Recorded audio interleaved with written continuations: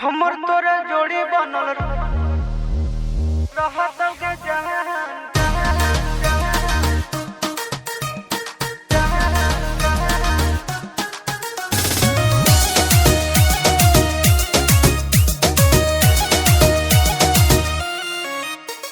सावन का महीना है, मस्ती में जीना है, 4 चिलम गांजा रोज सुबह शाम पीना है। ए सोना, सावन का महीना है, मस्ती में जीना है, 4 चिलम गांजा रोज सुबह शाम पीना है। सुनो मैं तो भोला भोला रे तू सुबह शाम जी। हमर तोरा जोड़ी बनल रहत के जहान। अच्छा भांग करे भोला जी के दान। साचो हमर तोरा जोड़ी बनल रहत के जहान। गांजा योगी भांग करे भोला जी के दान। जाओ भोले बाबा।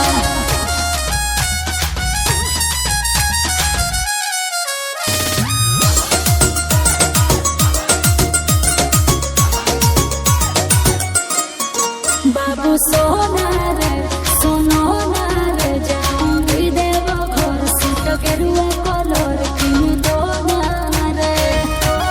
ए बाबू सुन ना, जन कहले 16 सुमारी गे मम्मी हो बाबा से हमर प्यारी गे।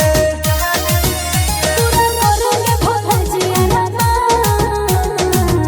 बालक धैर्य रखो। हमर तोरा जोड़ी बनल रहत के जहान। गांजा योगी भांग करे भोला जी के दान।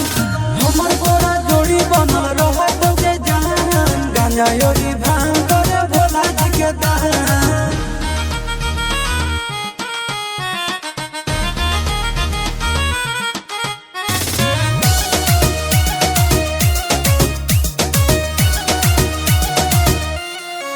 ओ दीवाना रे देवघर जाना रे, चूड़ी शंखा बोला जिसमें लिखा बोला लेके आना रे।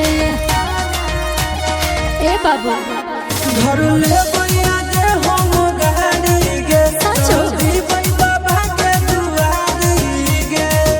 जय हो चिंटू आशीष बाबा के धरो ध्यान। हमर तोरा जोड़ी बनल रहत के जहान। गांजा योगी भांग करे भोला जी के दान। हमर तोरा जोड़ी